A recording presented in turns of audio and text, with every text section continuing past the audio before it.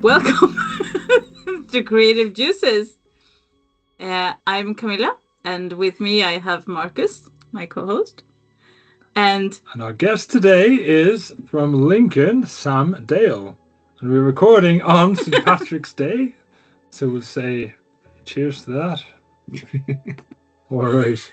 We've offended about half the audience, but it wasn't a big audience to start with. About 5 people have just turned off. Just trying not to offend the other half. You know? You're talking about the Ulster? Trying not to offend them. Yeah. Yeah, welcome, Sam. So welcome to Creative Juices. Oh, you disappeared. You've gone again. It's very nice. It's very flowery. Yeah, it is, right? I really like this lovely flowery arch above us. Yeah. It's good. Very warm for Sweden. It is very warm. Really warm and colourful. And, there I am. And it also reflects your shirt. Well, yeah, that's what I wore this. yeah. Oh, you're representing Larry's. I've seen you play live at Larry's. Yeah. Larry's cool. Have you only seen me once? Seen you at least twice. It's good, isn't it? Yes, it's good to have a place called Larry's there. We're thinking, should we do a live podcast from Larry's one day? You could have done. A couple of weeks ago. We could have done a gig there. That would have been good. So with our guest today, Sam Dale, he is maybe most well known for playing the guitar, writing his songs, and being the lead singer and founding member of the band The Feminists. Not a founding member. Ah, no, that's a rumour. Story to get into. That's not a myth and a rumour. Was it you under a different name? No, I was not a founding member. You know, and I carried the torch for a way, and then I'll pass it on to the next generation. the Feminists is going to continue on. The Feminists carries on, regardless of whether it has members or not. But it definitely existed before I joined.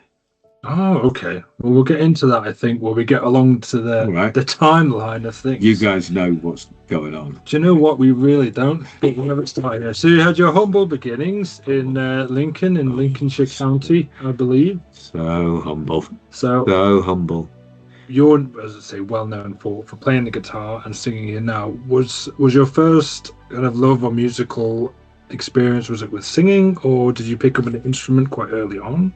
I had a Fisher-Price tape recorder. I don't know if you ever saw them. They were like, it was like sort of a slightly brown colour, and like sandy brown colour Fisher-Price tape recorder. Yeah, I think so. It was really good, and it had a cassette with it of just sort of generic music, you know, just so that it worked. Yeah. I just used to listen to that and dance around.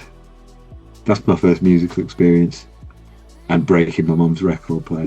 Okay. That was early. But do you feel because you were there dancing around for the family and stuff? No family. Just me. Thinking like this want to be on a stage, or maybe so just for yourself. The music was like inside you then, and you were dancing around. It was in the cassette player, yeah. But through you got it out as a musical expression through dancing. Yeah, I suppose so. It was really good, man.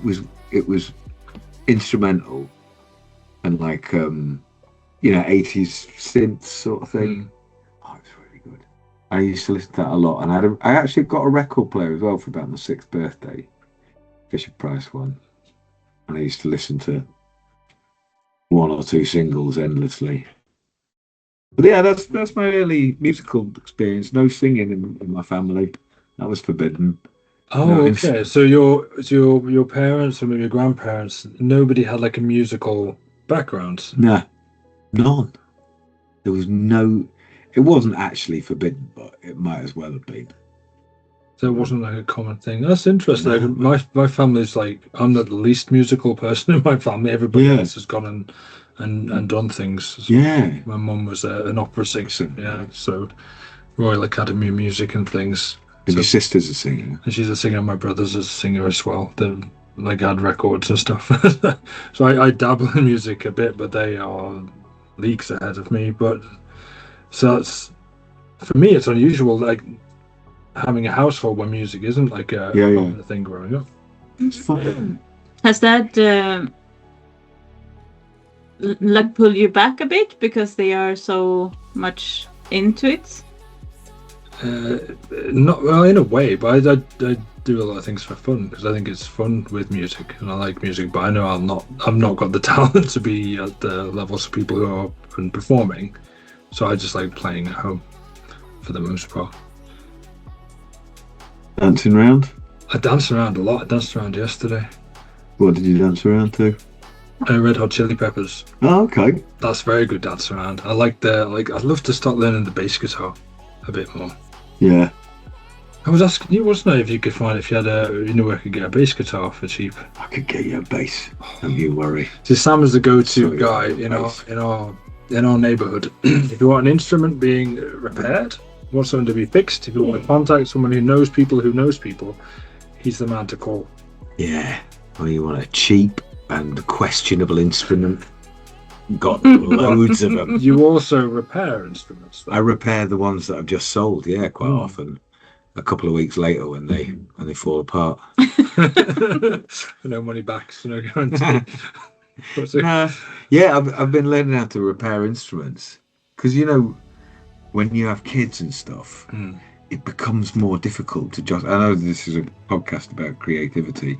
It can become more difficult to justify the time it spends to do creative stuff. That's exactly. That's the thing we had a discussion about, I think, the other day there. But do you like put aside time in the day, or is it just when you have time? Yeah, it's just when I have time. Yeah. And actually, the irony is, when I had loads of time, I didn't do it anyway. Yeah. I just ate chips. Potted about. Illusions of grandeur. I'm too important to bother actually writing any songs. The people should come to me. Why don't I have a concert here? The songs should come to me. Stand out on the balcony and where are the people?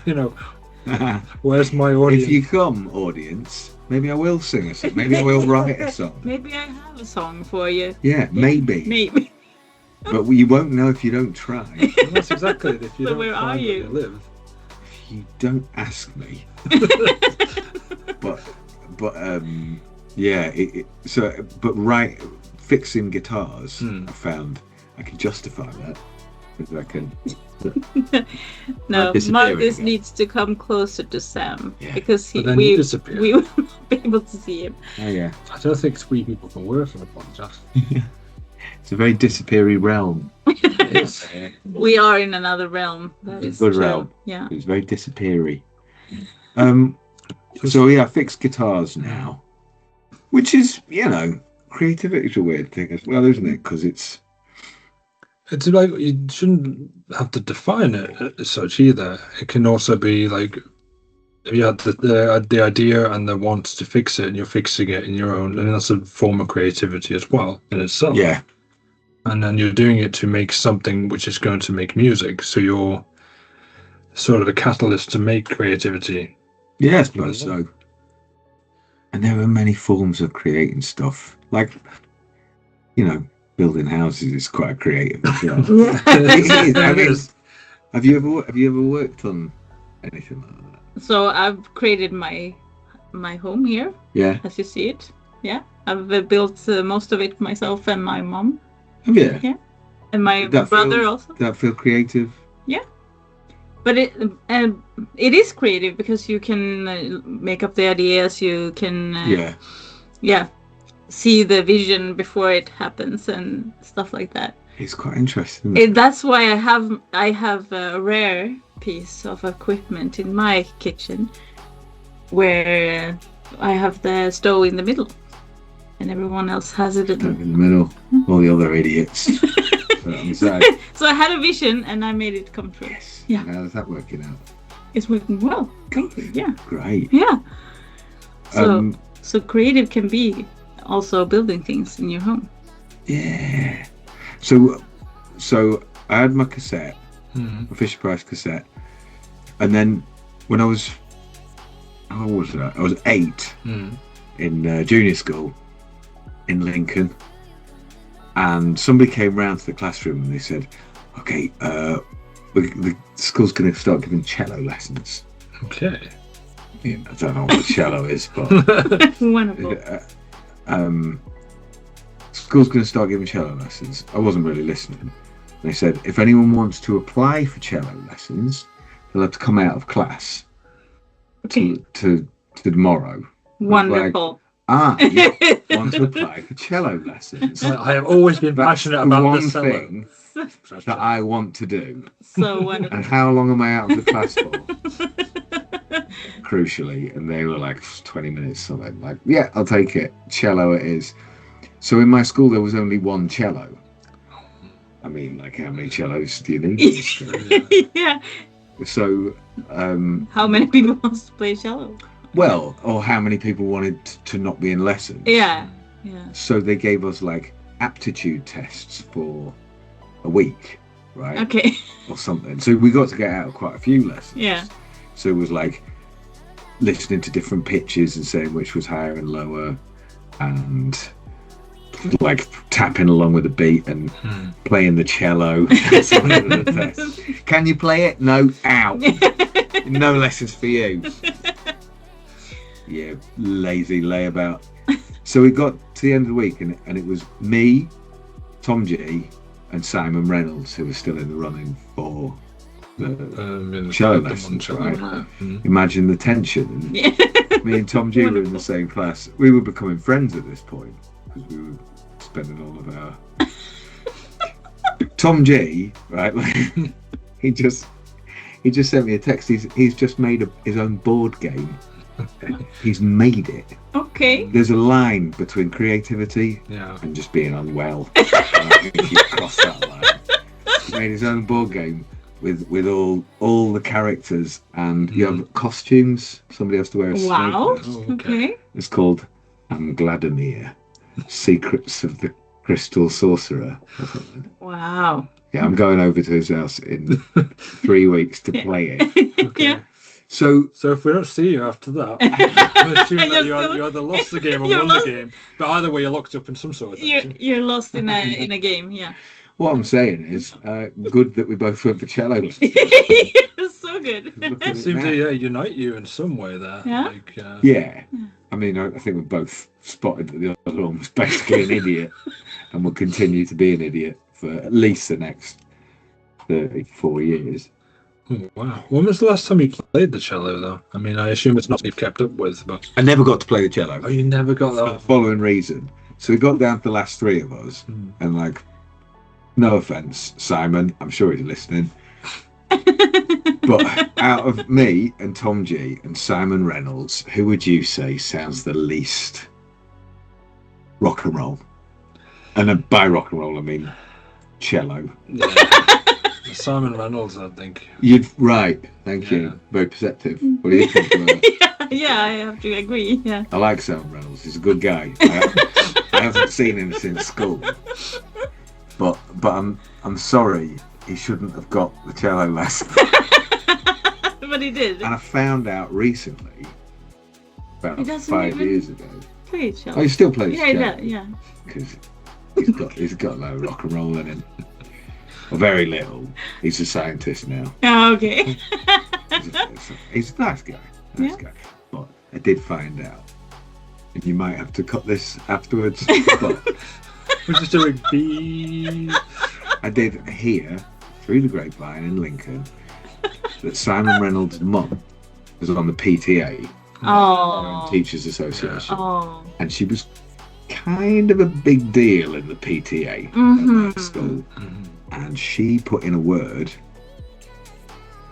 quite a stern word, that Simon would be getting the cello lessons. Me and Tom cast out like a pair of old donkeys. But you see, one creates music and one creates board games. I mean... But neither of us on the cello.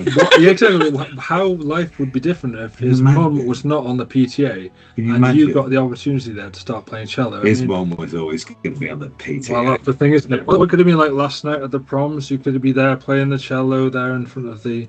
Me and Tom. You could be the top bit. You could do the bottom bit.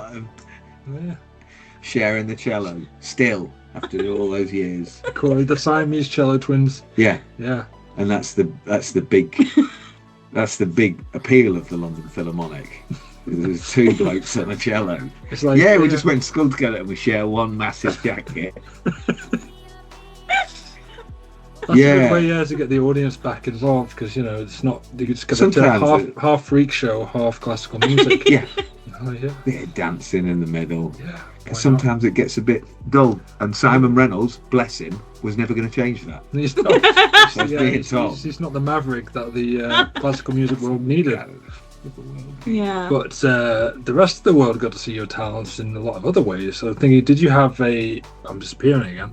Did you have a band or a musical thing in high school? Yes, me and Tom then formed. Sorry, I didn't get to the end of the story. So basically, so my mum said on the last day of this thing, she said, "Oh, did you get the cello lessons?" And I went, "No." "Oh, that's a shame. Did you want to learn an instrument?" she said. And I went, not really. Did you want to play the cello? Ooh, now you ask. I don't think I did, actually. Unless there's two of us playing it in a big jacket. I said, "Is there an instrument you'd like to play?" And I looked into my little 8-year-old mind, and I could just imagine, like, kind of an 8-year-old in sunglasses, probably a denim jacket, and an ill-fitting purple t-shirt on a stage with lights. And I went, yeah, the guitar. So next thing I know, I'm learning how to play the classical guitar from Rob Johns, who's a very good guitar player. But Jesus, the last thing you need when you're 8 is another hippie. You just want to be on. You just want to be on the stage playing the song. Yeah, cool. That's it. That's all. And he's like, "Why do people tell you that you have to do all this other nonsense? Yeah, you've got to learn all your scales. You've got to learn all this. No, you haven't. You don't have to do anything. You just bang the thing and shout. It's easy." I knew that when I was 8, and it took me about, actually not that long, but about 4 years to convince anyone else. That was all you had to do. So you got to do. Why are they messing about? They're making it so difficult. And you look at like all the stuff I like. I saw an interview with Little Richard the other day. I saw a documentary about him, and he was going, "Woo! When I started playing the piano, woo! I was just hitting all the keys like that." People saying, "You can't play like that." I was like, "Woo!" I was like, well, yeah, that's it, isn't it? Yeah. A little more finesse, like trying to hit some of the keys and miss some of the others. But basically, if you lose that thing, you're not doing rock and roll anymore. And what's the point of that? Yeah, exactly. What's the point of anything? So my mum got me these guitar lessons, and Rob Johns was the big guy in Lincoln for classical guitar. He probably still is. And I remember going round there with my mum, and it was pissing with rain, classic, like, October in England in 1992, and we had to go down the street and then around, then down the next street. We got the house, knocked on the door, waiting in the pissing rain, and Rob Johns came and said, "Oh, sorry, did we book? Oh, sorry, I forgot." We just had to go home. So that was the end of my lessons with Rob Johns. So instead, my mum found this another hippie called Kirk, who was like, nice guy, bald on top, ponytail at the back, very thick monobrow, smoked constantly, and it's like, can you imagine now sending your kids to just some bloke that you've heard about, somebody you've possibly met, might have a guitar. I mean, he had a guitar, and he was good, but he chain smoked in this little. That's great. I used to love the smell of tobacco when I was a kid because everybody smoked. That's what it was like in England before. Yeah, it's changed now, isn't it? So I had lessons with him for a year or two, and there, Tom G again, and I think it must have been the next year, the next Christmas, Marcus. Oh, you are. Popped out there for a second. The next Christmas, I remember him and I. Tom played the piano. He didn't really need the cello lessons. So the next Christmas, me and him played for our class. He played the piano and I played the guitar. I think we played in completely different keys. And I think we basically played different songs. But it was like, from then on, we would do these little things. So we did one song in front of the class, a Christmas Carol. And then, that was Christmas 1993. So it's already a year later. And then we started a band the next year, 1994. Early 1994. Was it? Well, God, it's confusing. Yeah, it is with years. It's 2026 now. When did that happen? Oh, I must have all the dates wrong then. Sure it wasn't 2004. No, Could have been. But were you two in your little musical ensemble there? Were you the go-to people in your year at school? Was that, they're the two who's going to play music? Yeah, avoid them. They're going to play music soon. So leave the room. They may sing at you. Yeah. Run. We had a band we were called various different things. We ended up being called PY Jammers, which is named after pajamas. Yeah. PY Jammers, I like it. It's good. And with Sam Barker on the drums. To start with, he didn't have any drums, so we used the pots and pans. We used his mum's pots and pans. Yeah. The irony being, years later, you go, yeah, they were fine. It was better, quite a lot of what you aim for with a drum kit. It's about his level. I mean, he'll be listening as well. I don't know you, Sam Barker. He's a nasty man. Nasty man. Do not tell him where I live. No, you'll be all right. You're a wrestler. That's true. He's no, he's fine. He's not a nasty man. He says horrible things though. Saw him last week. Says terrible things. Talks about things that people shouldn't talk about. Anyway, so we had a band together, and I couldn't play the guitar. I got an electric guitar. Christmas 1993. Right, yeah, it's still full. Yeah, it's good now. Picture a panther on the side. It's really cool. Still got it. The panther's gone. And so are all the bits of the guitar. Pickups, neck, body. It's just like a fancy piece of wood now, really. Definitely not fancy. No. A well-worn piece of wood. It's not even wood, to be honest. It's MDF. Piece of MDF. But I'll fix it up one day. Anyway, so I got my electric guitar. I didn't know how to tune it. We just used to bang that. Tom had his keyboard, Sam had his drums, and we'd rework songs that we know, but change the lyrics basically, and try like original songs for yourself. I was really into Bryan Adams at the time, so we do like a Bryan Adams song. So it was the summer of '69, but you'd be singing the summer of Washing Line. We had Run to You became Run to the Loo, and it was about getting diarrhea. So the level of songwriting was is at the same level as your adolescent minds were gonna. Well, you were younger than adolescents, I suppose. Yeah, it would have been like 10 then, 9 or 10. Well, actually, pretty questionable statements in some of those songs, as I remember. Some stuff that was like, you probably wouldn't say that these days. No. Did we not? Did nobody tell us that you can't say those words? But anyway, I suppose what I found out about creativity in that is that it's got to be fun, and you have to be fairly honest at any point. I've tried being pretentious many times, and it never quite lands. Yeah. You got to be honest about where you are, and when you're 9. I mean, to be honest, My sense of humour hasn't changed. Exactly. I'll go through those things. I've got a question for you though. Like growing up in Lincoln, because I understand it's quite like a tough kind of place to be. It's the in between of northerners and southerners. It's the bit in between places, to be honest. There is, but people sometimes, if we look talking about the north and stuff, I know people like Morrissey have said like, okay, they want you to do well here, but not do too well. And if you leave here, then they'll just think, oh, you just left us all behind.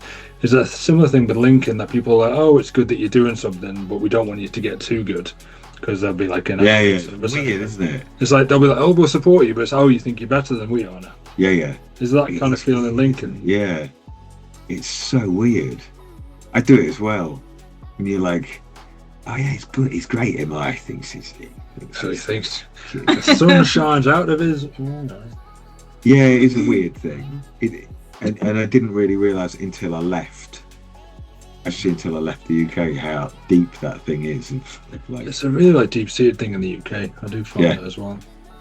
Of kind of wanting people to belong to a place or a tribe or whatever, and resenting success, because if you try and you fail but you come back and you still live there, then you'll be like, oh, he's the guy who went on and it was in Top of the Pops for one episode but then he came back. The creme brulee phenomenon. It's that way, because it used to be good, that kind of idea. It is weird, man.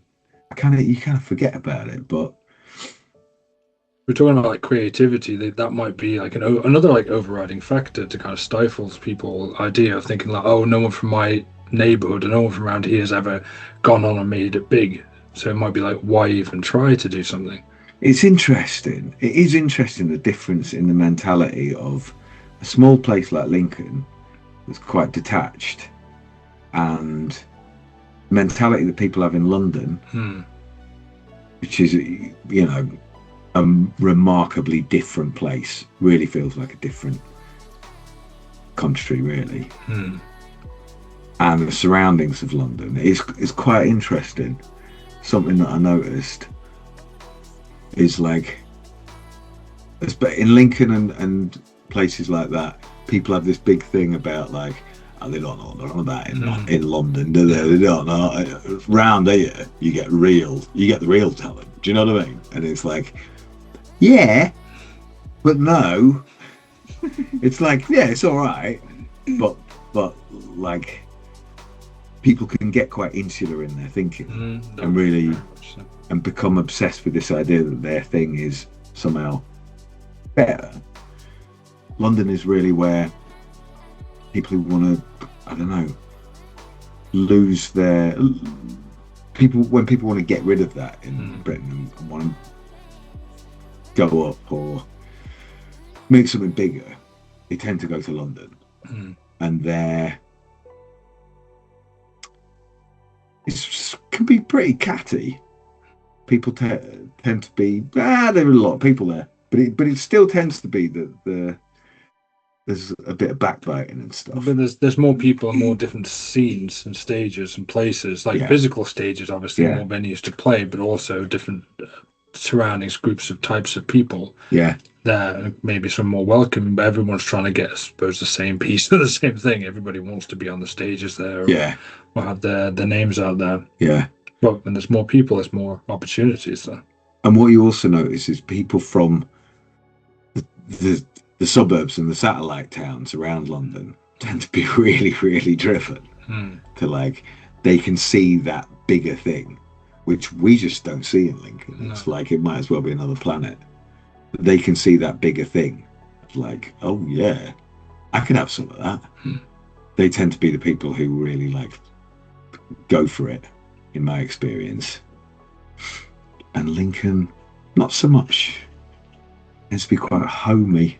And there tends to be a sense of what could possibly be bigger or better than this. I remember there was a band that came out of it. So fast forward a bit. When I was about 12, 13, the band that I'd had with Tom G and Barker, Sam Barker, we call him Barker because he barks.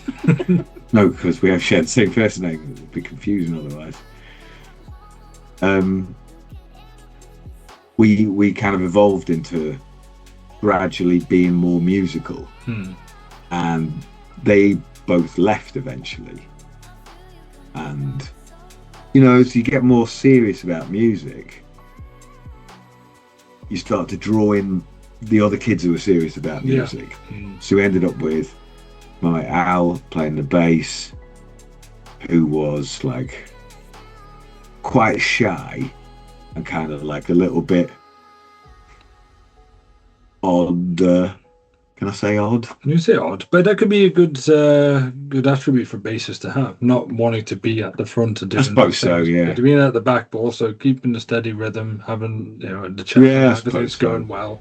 So. But he just became obsessed with bass playing, and I suppose in some way as his gateway to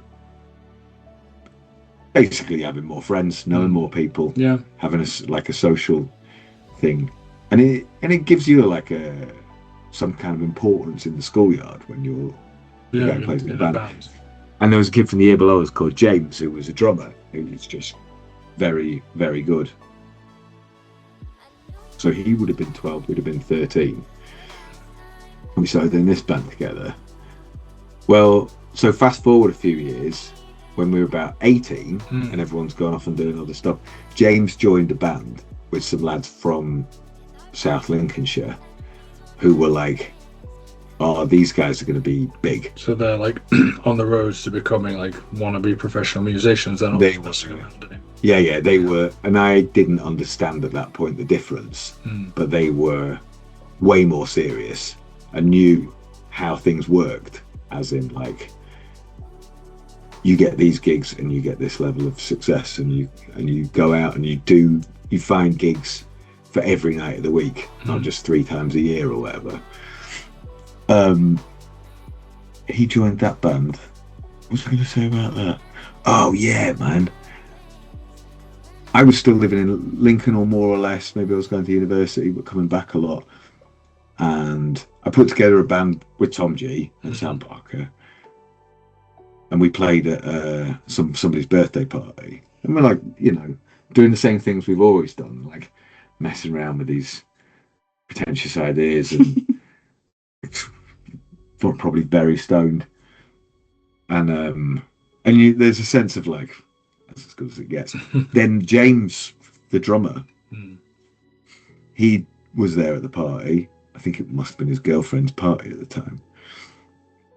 And he was there with the guys from his new band. Yeah. Like, do you mind if we borrow your stuff and do a few songs? Go for it. And you're just like, oh. Like, the level has just gone up here. It's like, I see. Shit. Yes. Good point.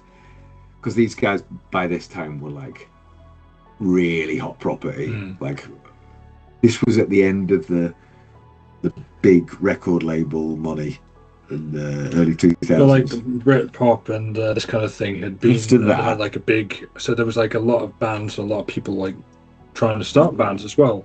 Yeah, the Oasises, the Blurs, So after that, because that thing was like mid-90s, right? And then you had the Strokes in 2001. Arctic Monkeys. Pre-Arctic Monkeys.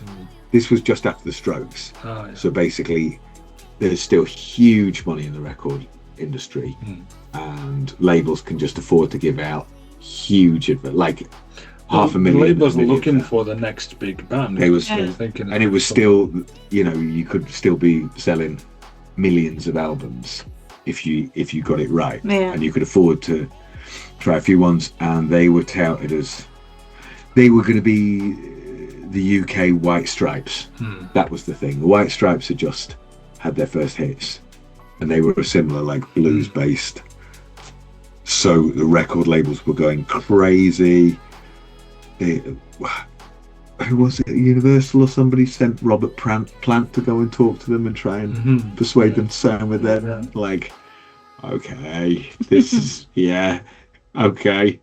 And you always tell yourself growing up, oh, those guys are just lucky. Then you see it, and you're just like, what the fuck did he do with my amp? How did he make that happen? How did he make that sound? There's a trick. I know there's a trick. Yeah. Like he could have been using my amp, my guitar, and my hands, and it still would have sounded like him. But yeah, man. Don't know, Saying like you said, so you were growing up in Lincoln, but you went to a university, but not the University of Lincoln. You went somewhere. Fuck no. Jesus. I don't know, and our listeners don't know either about the University of Lincoln. Or People who went to the University of Lincoln don't know about the University of Lincoln. was it a former polytechnic? It wasn't even. Was that a hole in the ground which they just kind of go here? It was just, it was the only place where the horses were walking. Put bloody uni there, right? That'd be nice, that. If anybody comes, just tell them this is what university is. Oh, wait, well, Yorkshire then. I think it did basically start from an agricultural college. But a lot of people in music and bands and things talk about, in America, the college days and going to things. And you were at university. Which town did you go to? In Brighton. Disaster. Brighton, though, a very creative part of the. But you know, especially at that time. Yeah. Especially now as well. It's got a reputation. I mean, there's creative and there's people. Like somebody wants to define hipsters to me as people who didn't get bullied in school but pretend that they did. Like, do you know what I mean? Yeah, there's creative and there's posing. So Brighton is where the posers. You know, anyone. Then you got the two ends of the scale then, quite early on in your life. Yeah. So you could find where in the middle. I don't know, but yeah, you just got to find your own thing, haven't you? I went to uni there. Did it come your own thing? Did that come naturally to you, or did you have to actually find what your own thing was? It came actually really naturally, but then at some point I lost sight of that. Yeah.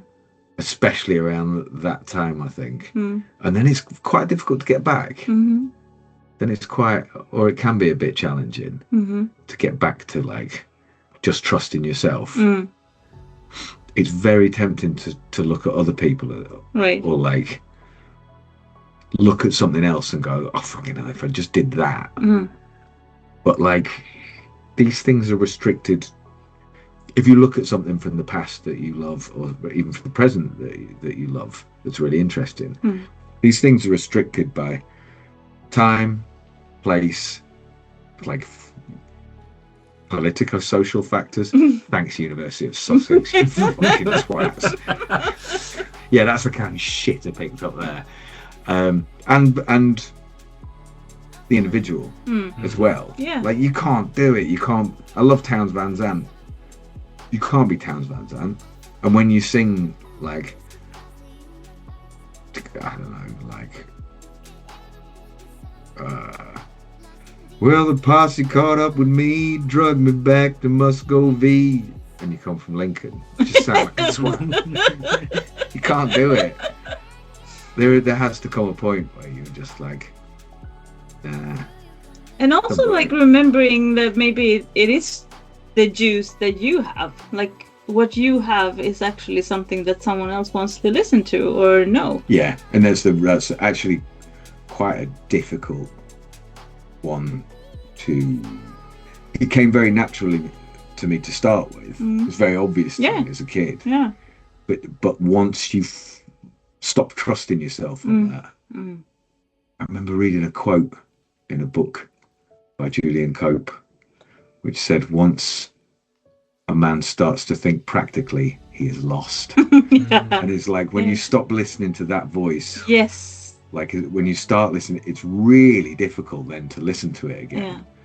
It's like, yeah, but what about? Because you've made it soundless. Yeah.